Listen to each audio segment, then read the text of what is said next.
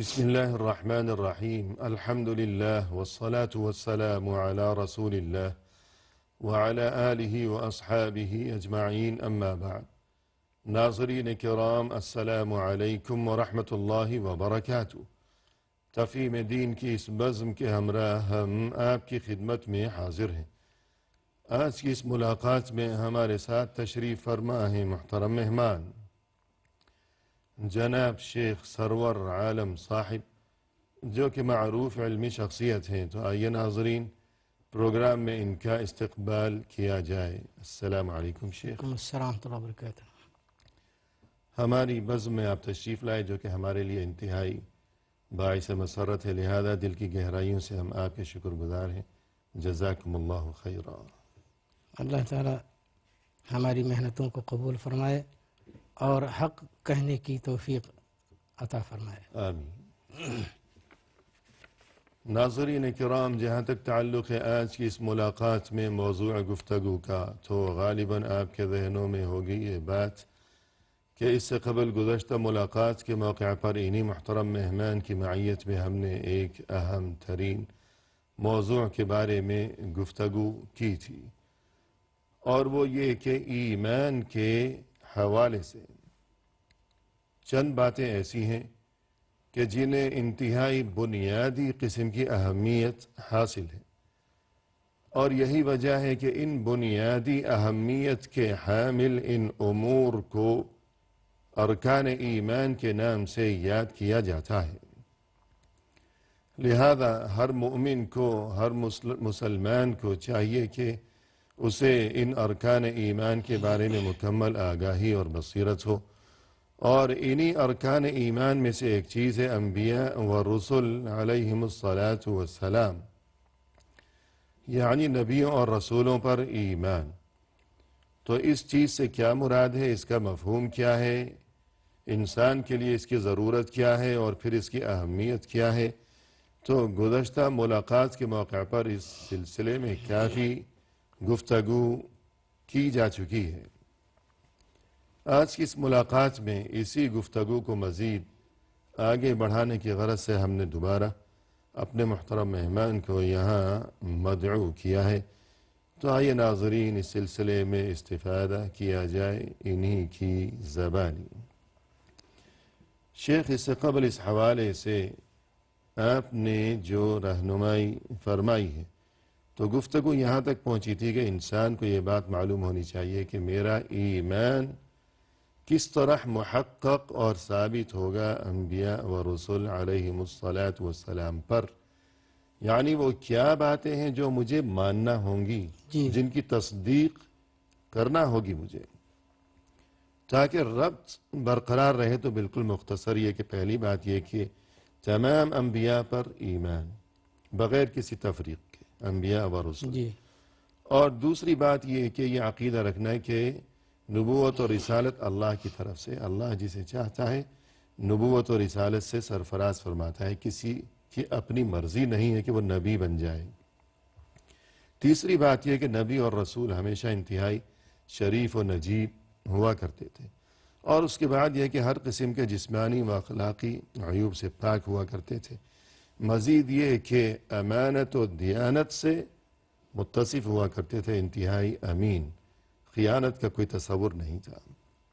یہ 5 باتیں وہ ہیں جو آپ اس سے قبل مفصل بیان فرما چکے ہیں۔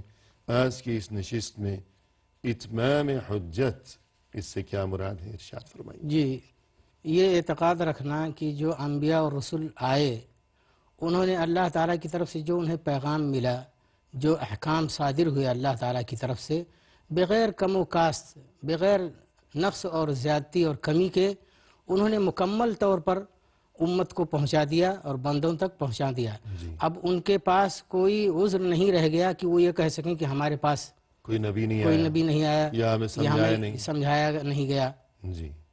یہ اتمام حجت کا مطلب ہے کہ ان کے سارے آزار ختم ہو گئے، کوئی بہانہ نہیں بچا۔ اللہ کے سامنے کوئی یہ نہیں کہہ سکتا کہ یا اللہ آپ نے تو میری طرف کوئی نبی ہی نہیں بھیجا، یا نبی تو بھیجا تھا، نبی نے ٹھیک بات ہی نہیں بتائی۔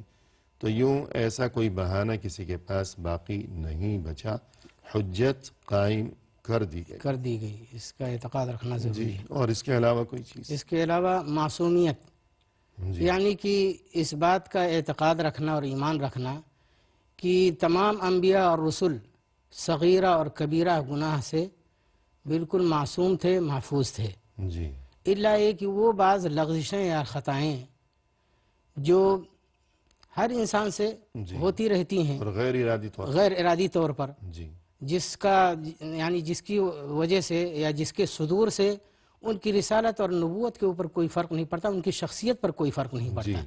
جیسے کہ آدم علیہ السلام کے بارے میں قرآن مجید میں خود اللہ تعالیٰ نے فرمایا وَلَقَدْ عَهِدْنَا إِلَىٰ آدَمَ جی مِن قَبْلُ فَنَسِيَ وَلَمْ نَجِدْ لَهُ عَزْمًا، جی بھول گئے، صحیح ہے، عزم و ارادے کے ساتھ نہیں کیا، جی صحیح ہے، تو تو یہ غیر ارادی طور پر نسیان اور خطا سے۔ جی ہاں، لیکن اس پر بھی پہلی بات تو یہ کہ یہ ایسی معمولی لغزش ہے کہ اس سے ان کی شخصیت یا شرافت متاثر نہیں ہوتی، جی اور دوسری بات یہ کہ انہیں فوری طور پر اللہ کی طرف متنبع سے کر دیا ہے، تنبیہ کر دی جاتی ہے اور جی تاکہ بالکل وہ اس سے بھی رجوع کر لیں، اس جی، پر قائم نہ رہیں۔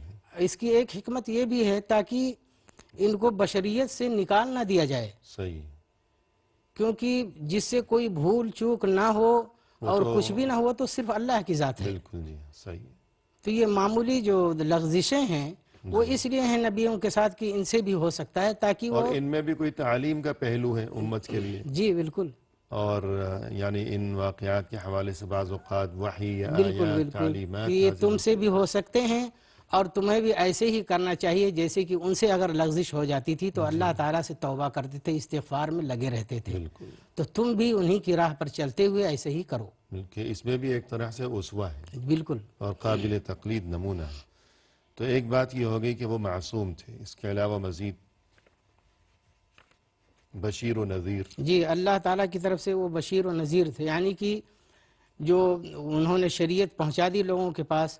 اب یہ ہے کہ جو شخص اس شریعت پر عمل کرے گا، اللہ تعالیٰ کے ان احکام پر عمل کرے گا، تو ان کو خوشخبری دینے والا، جی یعنی کہ تم کو اللہ تعالیٰ کے یہاں جنت ملے گی، وہ تم ناز و نعم کے اندر رہو گے، اللہ تعالیٰ کی رحمتیں اور برکتیں تمہارے ساتھ ہوں گی، اور اگر تم اس سے انکار کرو گے اور اس کو نہیں مانو گے، اس پر عمل نہیں کرو گے یعنی احکام شریعت پر، جی تو تمہیں جہنم نصیب ہوگا جی اور اس کے اندر عذاب ہوگا اور یہ ساری چیزیں۔ تو اللہ تعالیٰ کی طرف سے وہ بشیر و نذیر۔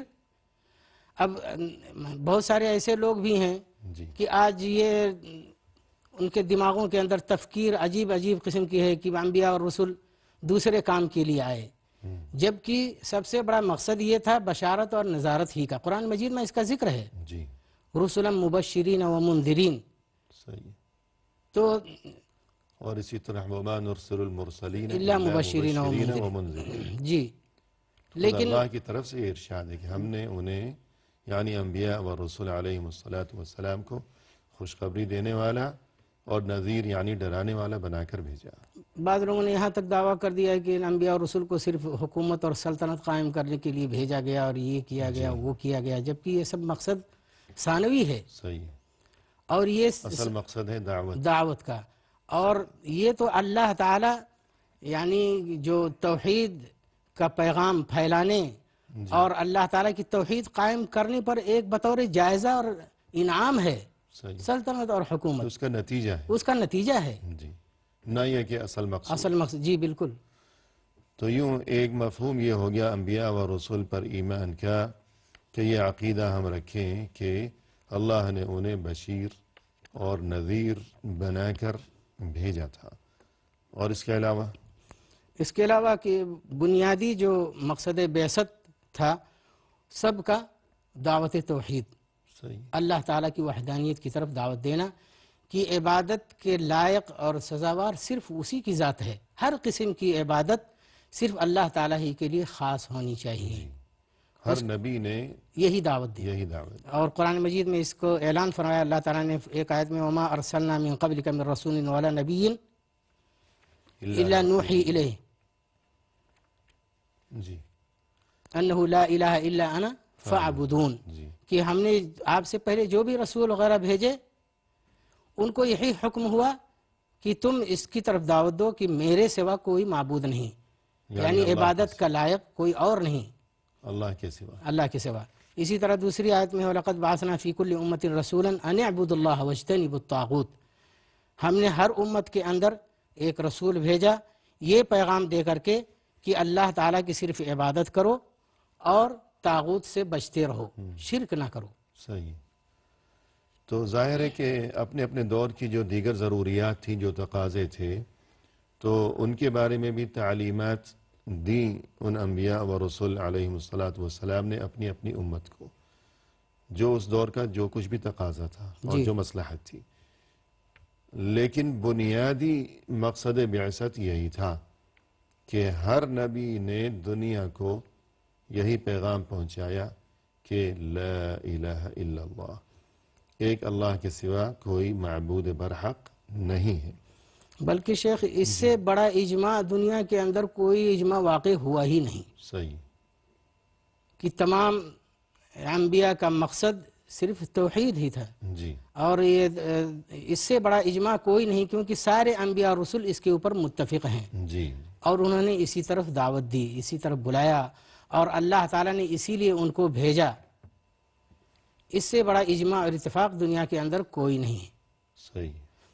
اب لیکن افسوس کی بات یہ ہے کہ آج دنیا میں بہت سے ایسے لوگ پیدا ہو گئے کہ یہ کلمہ جو تمام عالم انسانیت کو متفق کرنے کے لیے آیا تھا، اس کو آج بہت سارے لوگ یہ سمجھتے ہیں کہ اختلاف کا باعث ہے لا حول ولا قوة الا بالله.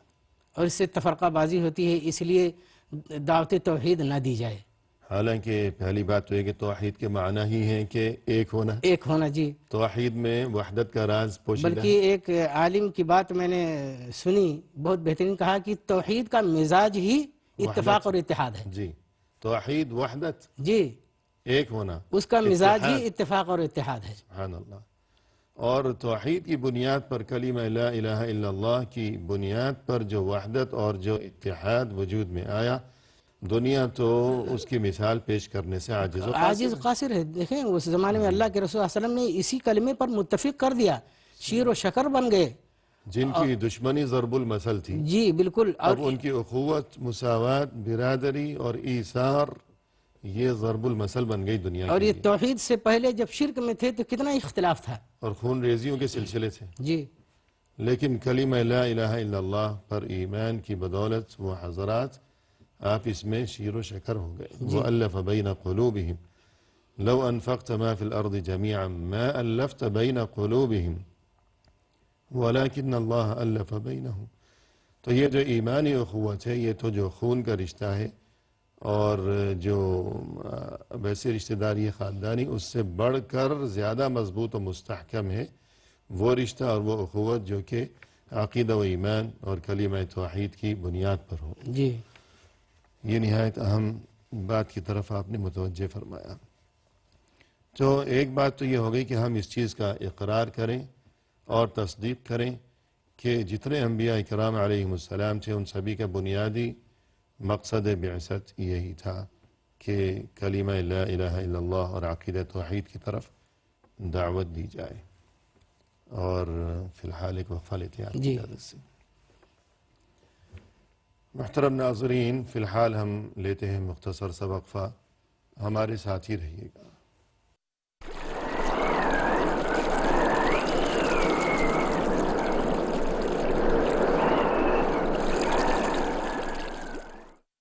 ناظرین کرام، وقفے کے بعد ہم آپ کی خدمت میں حاضر ہیں. تو آئیے اپنے مہمان کی زبانی سلسلہ کلام کو مزید آگے بڑھایا جائے. محترم، وقفے سے قبل گفتگو یہ چل رہی تھی کہ انبیاء و رسول علیہم السلام پر ہمارے دلوں میں جو ایمان ہو، تو اس کا مطلب کیا ہے کہ ہم ان نبیوں اور رسولوں کے بارے میں کیا سوچیں اور کیا ایمان اور عقیدہ رکھیں. تو اس سلسلے میں آپ اس سے قبل بہت سے امور کی طرف نشاندہی فرما چکے ہیں.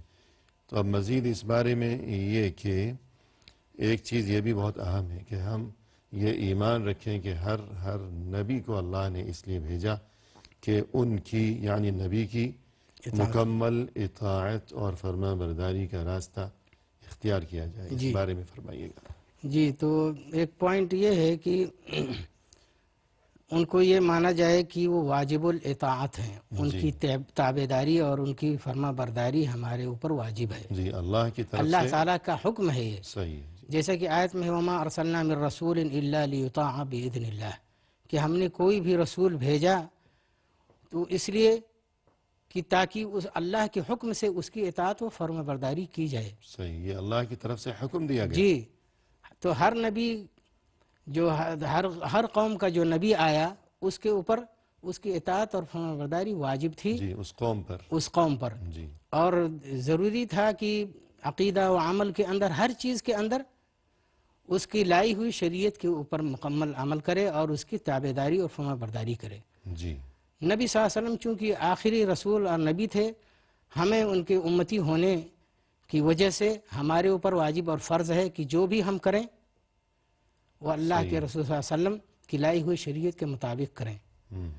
ہماری کوئی بھی عبادت یا کوئی بھی فعل جو نیکی اور طاعت کا فعل ہے اس وقت تک صحیح نہیں ہوگا جب تک ہم اللہ کے رسول صلی اللہ علیہ وسلم کی سنت کو اور قرآن حدیث میں جو چیزیں آ گئی ہیں ان کو اپنے سامنے نہ رکھیں، اس کے مطابق عمل نہ کریں۔ صحیح بات، یعنی جو دنیاوی معاملات ہیں وہ تو الگ ہیں کہ بھئی جی مثلا یہ کہ یہ گھڑی پہن لی، چشمہ لگا لیا وغیرہ، یا گاڑی میں بیٹھ گئے، لیکن وہ کام جسے ہم عبادت، دین کا حصہ، اللہ کا قرب حاصل کرنے کا ذریعہ وسیلہ سمجھ کر انجام دیں تو وہ کام ضرور صرف اس طریقے کے مطابق ہونا چاہیے کہ جو طریقہ اللہ کے حکم سے اللہ کے رسول صلی اللہ علیہ وسلم لائے ہیں۔ بالکل، اس معاملے میں ان کی اطاعت و فرما برداری ضروری ہے، یہی مقصد ہوا۔ جی جی تو اس سلسلے میں قرآن کریم کی ایک بہت ہی اہم ترین آیت ہے، فرمایا کہ قل ان کنتم تحبون اللہ فاتبعونی، اس بارے میں ارشاد فرمائیے گا۔ جی، اللہ تعالیٰ نے اس آیت کے اندر ارشاد فرمایا قل ان کنتم تحبون اللہ فاتبعونی۔ وہاں اس زمانے میں بہت سے ایسے لوگ تھے جو یہ دعویٰ کرتے تھے کہ ہم اللہ تعالیٰ سے محبت کرتے ہیں، صحیح، تو اللہ تعالیٰ نے بطور امتحان اور آزمائش اس آیت کو نازل فرمایا اور کہا کہ قل ان کنتم تحبون اللہ فاتبعونی، اگر تم اللہ تعالیٰ سے محبت کرتے ہو تو میری اتباع اور فرما برداری کرو، صحیح، یحببکم اللہ، اللہ تعالیٰ تم سے محبت کرنے لگے گا۔ تو یہ اسی کو آیت الامتحان کہتے ہیں۔ صحیح، آیت الامتحان بھی ہے، جی لیکن اصل گویا کہ یہ بتانا مقصود ہے کہ ہمارے لیے امت ہونے کی حیثیت سے، امتی کی حیثیت سے جی جی رسول اللہ صلی اللہ علیہ وسلم کی اطاعت اور اتباع ضروری ہے۔ قرآن میں یہ حکم دیا گیا ہے ہمیں کہ جس طرح پہلی امتوں کے بارے میں بھی فرمایا کہ وما ارسلنا من رسول الا لیطاع باذن اللہ، کہ ہر رسول کو اللہ کی طرف سے واجب الاطاعت بنا کر بھیجا گیا، تو یہی معاملہ رسول اللہ صلی اللہ علیہ وسلم کی اور ہمارے درمیان بھی ہے۔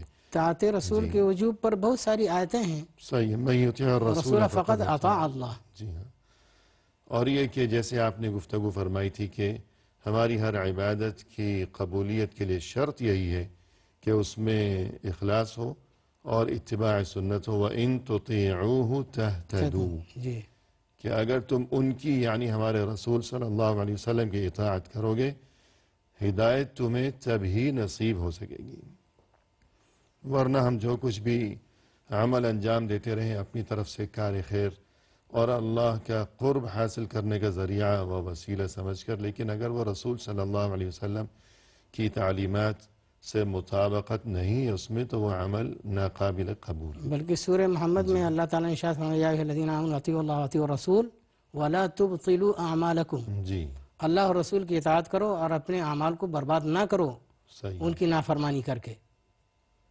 یعنی اگر انسان ایسا عمل کرے جو رسول صلی اللہ علیہ وسلم کی تعلیمات کے مطابق نہیں ہے تو گویا جی وہ عمل باطل ہو جائے باطل گا۔ اور جو وعید ہے زبردست، بہت سخت الفاظ میں، فَلْيَحْذَرِ الَّذِينَ يُخَالِفُونَ عَنْ أَمْرِهِ، اس بارے میں بھی فرمائیے گا کچھ۔ جی، آیت میں اللہ تعالیٰ نے فَلْيَحْذَرِ الَّذِينَ يُخَالِفُونَ عَنْ أَمْرِهِ أَن تُصِيبَهُمْ فِتْنَةٌ أَوْ يُصِيبَهُمْ عَذَابٌ أَلِيمٌ، جی کہ انہیں ان لوگوں کو ڈرنا چاہیے جو آپ کے امر اور آپ کی بات کی مخالفت کرتے ہیں، ان تصیبہم فتنہ، کہ انہیں وہ کسی فتنے میں نہ پڑ جائیں، جی یا دردناک عذاب نہ ان کو پکڑ لے۔ جی، تو گویا کہ بڑے دردناک عذاب سے ڈرایا گیا ہے جی ان لوگوں کو جو رسول صلی اللہ علیہ وسلم کی اطاعت سے منہ موڑیں، جی اور فرمائے کہ وَمَا آتَاكُمُ الرَّسُولُ فَخُذُوهُ وَمَا نَهَاكُمْ عَنْهُ فَانْتَهُوا۔ رسول تمہیں جو کچھ دیں، خواہ وہ باقاعدہ کچھ دینے لینے کا معاملہ ہو یا یہ کہ حکم دینا، تعلیمات دینا، یہ مفہوم بھی اس میں شامل ہے، جی تو اسے تم پکڑ لو، اور جس چیز سے وہ تمہیں منع کریں اس سے تم رک جاؤ۔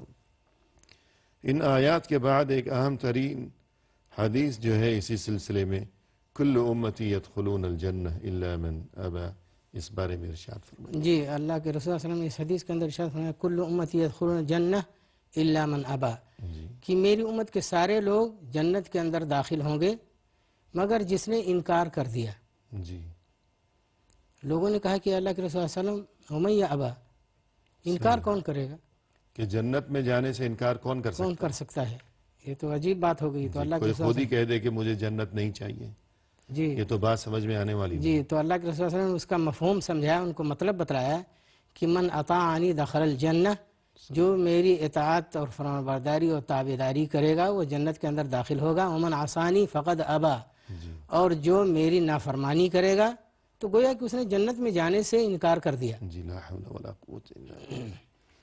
یعنی رسول اللہ صلی اللہ علیہ وسلم کی تعلیمات سے روگردانی کرنا اور فرما برداری و اطاعت کی بجائے نافرمانی کی راہ اختیار کرنا، اس میں اتنا بڑا خطرہ ہے کہ گویا جنت سے یہ وہ انکار انسان خود یہ کہتا ہے کہ مجھے جنت نہیں نہیں چاہیے، جانا ہے۔ خدا نخواستہ۔ اعوذ باللہ۔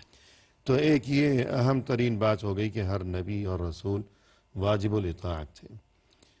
اس حوالے سے ایک بہت اہم ترین بات کہ یہ انبیاء و رسول علیہم السلام کیا یہ بشر تھے یا کوئی اور مخلوق تھے؟ اس بارے میں ارشاد فرمائیے گا کہ ہمیں کیا عقیدہ رکھنا چاہیے۔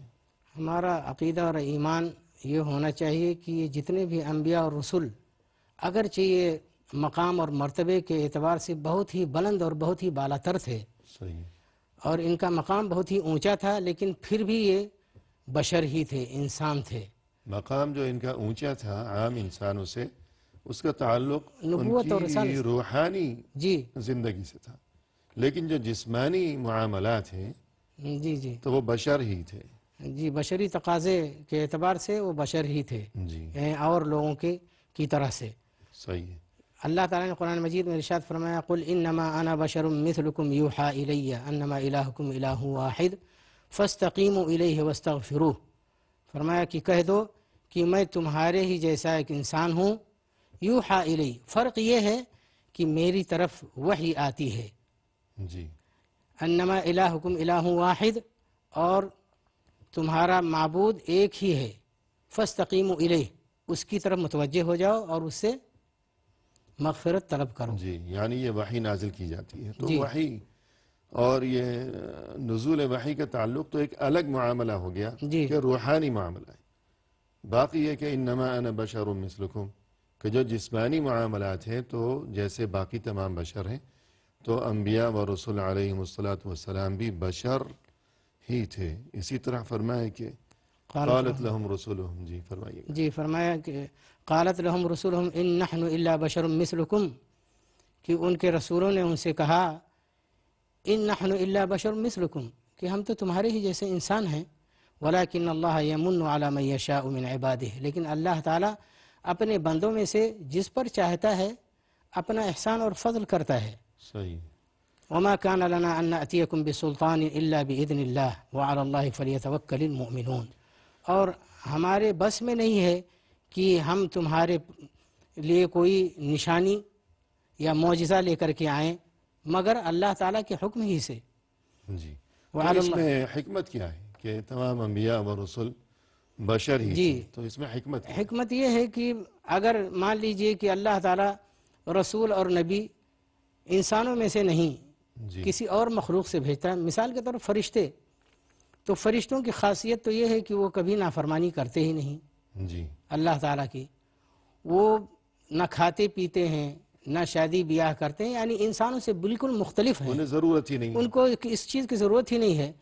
تو اب وہ اگر آتے اور اس کے بعد وہ عبادتیں کرتے، اللہ تعالیٰ کی اطاعت و فرما برداری کرتے، جی تو انسان جو کہ دو چیزوں سے مرکب ہے، اس سے غلطی بھی ہوتی ہے، نافرمانی بھی ہوتی ہے، تو وہ اسوہ کیسے بن سکتے تھے؟ آئیڈیل کیسے بن سکتے نمونہ کیسے بنتے؟ کیسے نمونہ بن سکتے تھے؟ کیونکہ ان کی حقیقت ہی الگ ہے۔ جی نبی کو تو تمام انسانوں کے لیے نمونہ بنا کر دیا نمونہ جی، کہ پہلے خود عمل کر کے دکھائے۔ اور تو میں ضروری ہے کہ جی جو خصوصیات تمام انسانوں کی جو مشکلات ہیں، وہ انہی مشکلات کا سامنا انہیں نبیوں کو بھی ہو، جی بالکل پھر بھی وہ ثابت قدم رہیں۔ مثلا یہ کہ فرشتے کو جیسے آپ نے کہا اسے تو نہ بھوک لگتی ہے، نہ اسے موت کا ڈر ہے، نہ اور کوئی پریشانی ہے، نہ بیوی بچوں کا غم اسے ستاتا ہے، جبکہ یہ انسان بیچارہ کہ بیوی بچوں کی پریشانیاں، رزق کے معاملات، کسب معاش کی یہ اسے جو ہے پریشانی لاحق ہے، اور یہ کہ کبھی بیماری ہے، کبھی وہ ہنستا ہے، کبھی روتا ہے، کبھی خوشی ہے، کبھی غم ہے، کبھی دشمنوں نے اسے ستا رکھا ہے، تو کبھی یہ کہ کوئی بیماری لاحق ہو گئی ہے، یہ تمام تر معاملات، لیکن اس کے باوجود ہمیشہ راہ حق پر ثابت قدم رہنا، ہمیشہ استقامت کا راستہ، اور یہ کہ کبھی لغزش نہ ہو اس سے، اور یہ کہ سیدھی راہ پر وہ قائم و دائم رہے، تو یوں نمونہ انسان کے لیے وہی بنے گا کہ جس کی وہی کیفیت ہو اور انہی تمام معاملات اور دشواریوں کا اسے سامنا ہو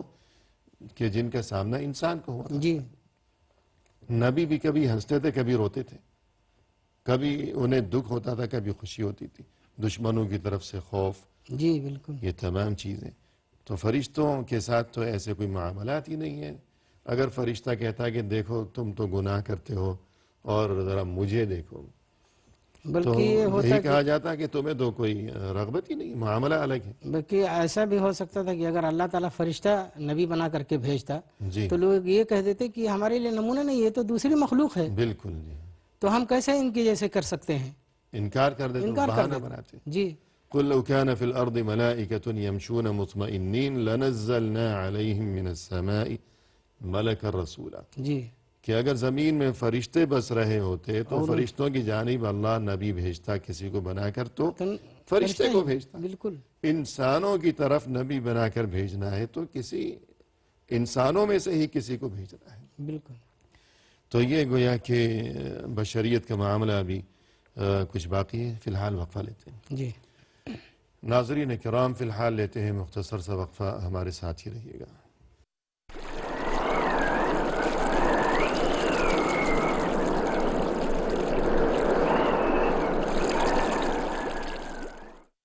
ناظرین کرام وقفے کے بعد ہم حاضر خدمت ہیں، تو آئیے سلسلہ کلام کو آگے بڑھایا جائے اپنے محترم مہمان کی معیت میں۔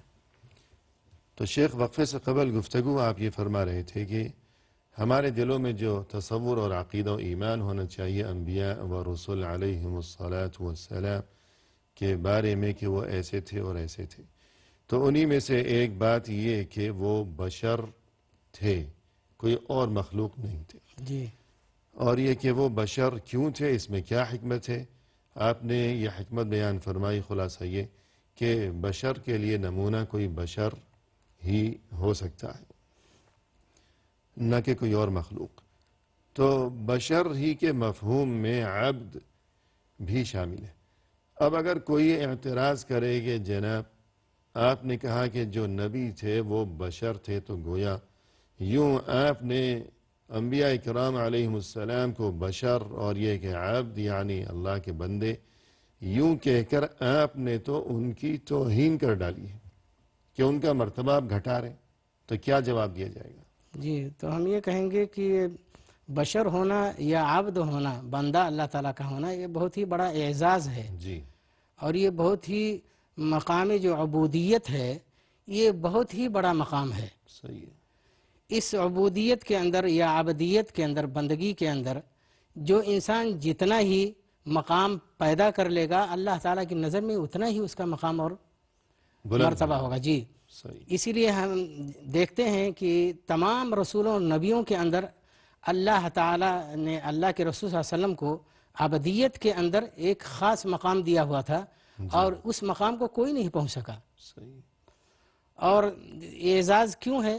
قرآن مجید کی آیتوں میں جب ہم پڑھتے ہیں تو ہم دیکھتے ہیں کہ اس عبدیت کا اللہ تعالیٰ نے بہت ہی بلند مقامات کے اوپر اس لفظ کو استعمال کیا ہے۔ جی، جہاں بہت زیادہ خاص جی مقام و مرتبہ بیان کرنا مقصود ہے، وہاں عبد کے لفظ سے تذکرہ کیا گیا ہے۔ بالکل ورنہ یہ کہ کہیں نبی کا لفظ ہے کہ اے ہمارے نبی، کہیں رسول کا لفظ ہے، لیکن جہاں بہت زیادہ قرب بیان کرنا مقصود ہے کہ اللہ کے یہاں اتنا خاص مقام و مرتبہ نصیب ہے، تو وہاں نبی کی بجائے رسول کی بجائے عبد کا لفظ استعمال جی کیا گیا۔ مثلا جیسے کہ اللہ تعالیٰ نے قرآن مجید میں ارشاد فرمایا سبحان الذی، اسرا بعبدہ، نہیں اس سے پہلے ایک آیت جو تبارک الذی نزل الفرقان علی عبدہ لیکون للعالمین نذیرا، صحیح اس آیت کے اندر اللہ تعالیٰ نے ارشاد فرمایا کہ بابرکت ہے وہ ذات یعنی اللہ تعالیٰ کی جس نے فرقان کو اپنے بندے کے اوپر نازل کیا۔ جی قرآن کو یا فرقان کو نازل کرنا یہ بہت ہی بلند اور بالا مقام ہے، جی اور اس جگہ پر بطور مدح اور تعریف کے اللہ تعالیٰ نے عبد کا لفظ استعمال کیا یعنی اپنے جو بندے۔ آخری کتاب ہے جی آخری کتاب ہے، آخری اور پیغام ہے۔ جو بالکل تمام آسمانی و الہامی کتب میں جو سب سے ممتاز و منفرد کتاب ہے، اور وہ کتاب جس کی حفاظت کا ذمہ خود اللہ نے لیا ہے ہمیشہ ہمیشہ کے لیے، انا نحن نزلنا الذکر و انا له لحافظون، اور وہ کتاب کہ جسے اللہ نے گزشتہ تمام کتب سماویہ کے لیے ناسخ بنا کر نازل فرمایا ہے، تو یہ اہم ترین کتاب جس نبی کی جانب نازل کی گئی، جہاں قرآن میں اس انعام و اکرام کا تذکرہ کیا گیا، تو وہاں نہ تو نبی کا لفظ استعمال ہوا، نہ ہی رسول کا لفظ استعمال ہوا، بلکہ کیا لفظ استعمال ہوا؟ فرمائیے گا۔ تبارک الذی نزل الفرقان علی عبدہ عبدہ، جی ہاں، سبحان اللہ، لیکون للعالمین نذیرا۔ اس سلسلے میں عبد جی کہ بہت مبارک ہے وہ اللہ جس نے نازل کیا یہ قرآن، یہ فرقان، کس پر نازل کیا؟ نہ تو یہ فرمائے کہ اپنے نبی پر، نہ فرمائے اپنے رسول پر، بلکہ علی عبدہ، اپنے بندے پر نازل جی ابن القیم رحمۃ اللہ علیہ جو یہ سب مقامات ہیں جی اونچے اونچے، ان سارے مقامات میں کہا کہ ایاک نعبد و ایاک نستعین کا جو مقام ہے یہ سب سے بلند ہے۔ صحیح، عبدیت کا مقام، جی عبدیت کا مقام ایاک نعبد، جی اور فرمایا کہ ایاک نعبد پہلے لائے کہ ہم تیری ہی عبادت کرتے ہیں اور تجھ سے ہی مدد طلب کرتے ہیں، یعنی کہ پہلے عبادت ہے اس کے بعد استعانت۔ تو اس آیت میں اشارہ یہ ملتا ہے کہ انسان جب اللہ تعالیٰ کے لیے اپنی ساری عبادتوں کو خالص کر لے گا اور تبھی مکمل بندہ بن جائے گا، تبھی استعانت اور مدد طلب کرنے کا لائق اور مستحق وہ بنے گا۔ صحیح ہے، تو بندگی اور سپردگی، جی اور جس کے بارے میں اللہ خود یہ فرمائے کہ یہ میرا بندہ ہے، جی کہ اللہ کی طرف سے یہ گویا کہ اعلان ہے کہ یہ میرا بندہ ہے، صحیح، ورنہ دعوے دار تو بہت ہو بہت ہیں سکتے ہیں۔ ہاں۔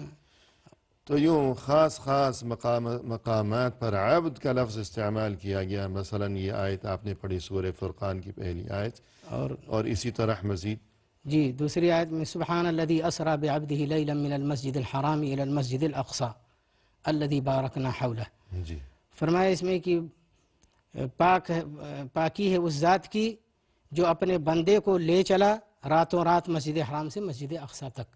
صحیح، علماء کرام نے مفسرین نے لکھا ہے کہ اگر اللہ کے رسول صلی اللہ علیہ وسلم کے لیے اس سے بڑھ کر یعنی عبد سے بڑھ کر کے کوئی اونچا اور نام ہوتا جی تو اللہ تعالیٰ یہاں پر ضرور استعمال کرتا، کیونکہ یہ مقام ہی ایسا ہے، ایسا مقام ہی ہے، واقعہ واقعہ ہی ایسا ہے کہ منفرد ہے ہر اعتبار سے، اور کسی کو یہ جو ہے کون سا واقعہ ہے؟ یہ اسراء اور معراج کا ہے۔ اسراء اور معراج کا واقعہ، جی کہ انبیاء و رسول علیہم الصلاۃ کی اتنی بڑی تعداد اور برگزیدہ ترین جماعت میں سے صرف نبی یہ صلی اللہ علیہ واقعہ صرف رسول اللہ صلی اللہ علیہ وسلم کو اس شرف سے نوازا گیا، یعنی اسراء و معراج کا واقعہ۔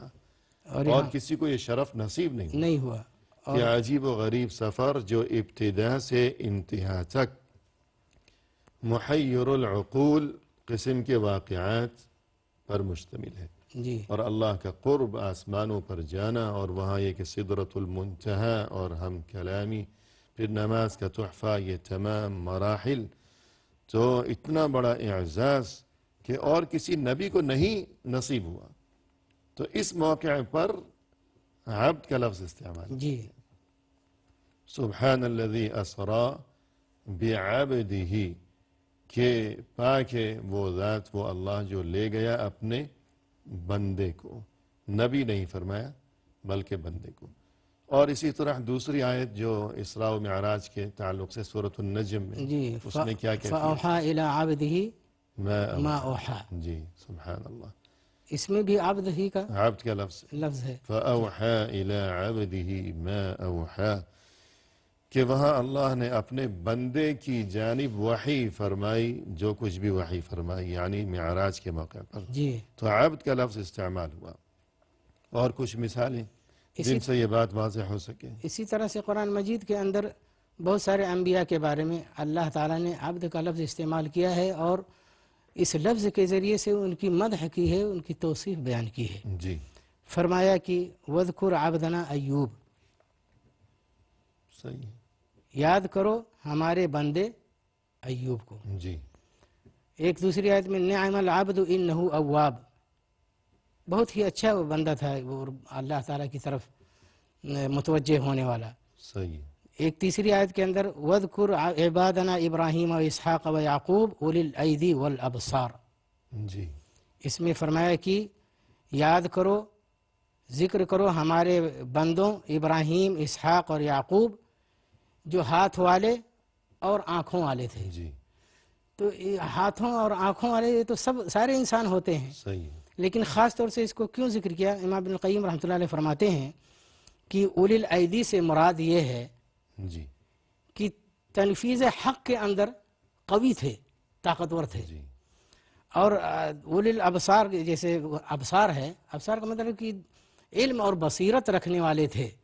تو اللہ تعالیٰ نے یہاں بصارت کی بجائے بصیرت، جی دو چیزوں کے ذریعے سے ان کی تعریف کی ہے، ایک یہ کہ ادراک حق میں قوی تھے، اور پھر تنفیذ حق میں بھی قوی تھے، کیونکہ بعض اوقات ہم دیکھتے ہیں اس زمانے کے اندر بھی حق کو تو جانتے ہیں لیکن اس کی تنفیذ نہیں کر سکتے۔ صحیح ہے، تو اللہ تعالیٰ نے ان اپنے یا تنفیذ کی قوت ہے لیکن بصیرت نہیں ہے، بصیرت نہیں ہے، جی لیکن یہ دونوں قوتیں ان بندوں کے اندر تھیں، ان انبیاء کے اندر، کہ وہ جو ہے کمال ادراک ان کو تھا حق کے بارے میں، اور کمال تنفیذ بھی تھا حق کے بارے میں۔ سبحان اللہ، بہت اچھی بات۔ تو یوں یہ معاملہ ہو گیا کہ انبیاء و رسول علیہم الصلاۃ والسلام پر ایمان کا مفہوم کیا ہے۔ تو یہ گفتگو ہوئی کہ مفہوم یہ ہے کہ ہمیں اس حوالے سے ان باتوں جو یہاں 11 باتیں بیان کی گئی ہیں، ان باتوں پر ہمیں عقیدہ و ایمان رکھنا چاہیے انبیاء کرام کے بارے میں کہ وہ ایسے تھے اور ایسے تھے۔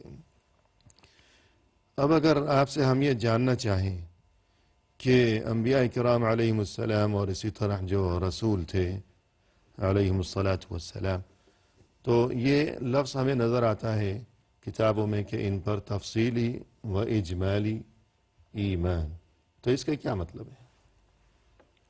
تفصیلی اور اجمالی ایمان کا مطلب یہ ہے کہ جیسے قرآن مجید میں اللہ تعالیٰ نے ارشاد فرمایا کہ رسولاً قد قصصناہم علیک من قبل ورسولاً لم نقصصہم علیک، جی کہ کچھ انبیاء کا تو تذکرہ آیا ہے قرآن مجید میں، اللہ تعالیٰ نے بیان کیا ہے، نبی صلی اللہ علیہ وسلم کو بتلایا ہے، جی اور کچھ ایسے انبیاء ہیں کہ جن کا تذکرہ نہیں آیا ہے، اللہ تعالیٰ نے نہیں بیان کیا ہے۔ تو ہم اس طرح سے اجمالی طور پر ایمان رکھیں کہ اللہ تعالیٰ کی طرف سے بہت سارے انبیاء اور رسول ہیں، کچھ کا تذکرہ قرآن مجید کے اندر ہے، حدیثوں میں ہے، اور بہت سارے ایسے ہیں جن کا تذکرہ نہیں آیا ہوا ہے، لیکن جتنے بھی ہیں سب کے اوپر اجمالی طور پر ایمان رکھا جائے۔ صحیح۔ تو یہ آیت کہ وَرُسُلًا قَدْ قَصَصْنَاهُمْ عَلَيْكَ مِن قَبْلُ وَرُسُلًا لَمْ نَقْصُصْهُمْ عَلَيْكَ، اور اسی طرح ایک مقام پر ارشاد ہے کہ وَلَقَدْ أَرْسَلْنَا رُسُلًا مِّن قَبْلِكَ مِنْهُمْ مَنْ قَصَصْنَا عَلَيْكَ وَمِنْهُمْ مَنْ لَمْ نَقْصُصْ عَلَيْكَ، کہ کچھ رسول ایسے ہیں کہ جن کے بارے میں اللہ کی طرف سے رسول اللہ صلی اللہ علیہ وسلم کو مطلع فرمایا گیا، اور ایسے بھی ہیں جن کے بارے میں مطلع نہیں فرمایا گیا۔ یعنی قرآن میں کچھ کا تذکرہ ہے اور کچھ کا تذکرہ نہیں ہے۔ جی جی تو جب ہم یہ کہتے ہیں کہ تفصیلی ایمان اور پھر اجمالی ایمان، تو اب اس کا کیا مطلب ہوا؟ تفصیلی ایمان یہ ہے کہ جن کا تذکرہ تفصیل کے ساتھ قرآن مجید کے اندر آیا ہے، جی، تذکرہ آیا ہے، تذکرہ آیا ہے، صحیح، ان کو ہم جو ہے مانے کہ خاص صرف نام ہی آیا ہو، جی باقی تفصیل نہ ہو۔ جی، جیسے کہ وہ 25 انبیاء کا ذکر آیا ہوا ہے قرآن مجید کے جی، اندر، تو ان کو ہم نام بنام جو ہے ان کے اوپر ایمان رکھیں کہ فلاں بھی نبی تھے، فلاں بھی نبی فلاں تھے۔ بھی، جی اور جن کا تذکرہ نہیں ہے، ہمیں ان کے نام معلوم نہیں ہے، تو اجمالی ایمان یعنی ہمارے دلوں میں یہ ایمان ہونا چاہیے کہ ان کے علاوہ بھی کہ بہت سارے جس کسی کو بھی اور جب کبھی اور جہاں کبھی اللہ کی طرف سے نبی بنا کر بھیجا گیا ہو تو ہم ان سبھی کی تصدیق کرتے ہیں۔ جی تو یہ مطلب ہے۔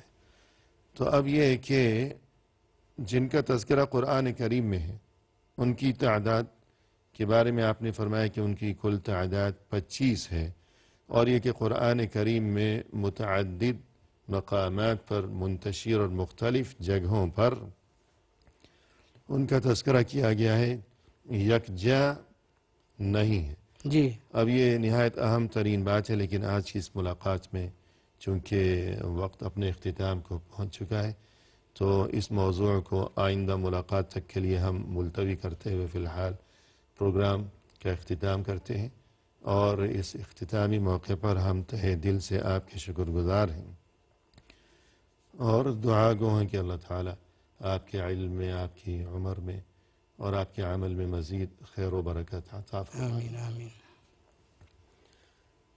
اور اسی کے ساتھ ناظرین کرام، اختتامی موقع پر اس وعدے کے ساتھ کہ چونکہ یہ موضوع فی الحال نامکمل ہے، لہذا آئندہ کبھی اسے آگے بڑھایا جائے گا، ہم آپ سے اجازت کے طلبگار ہیں۔ فی امان اللہ، وآخر دعوانا ان الحمد للہ رب العالمین۔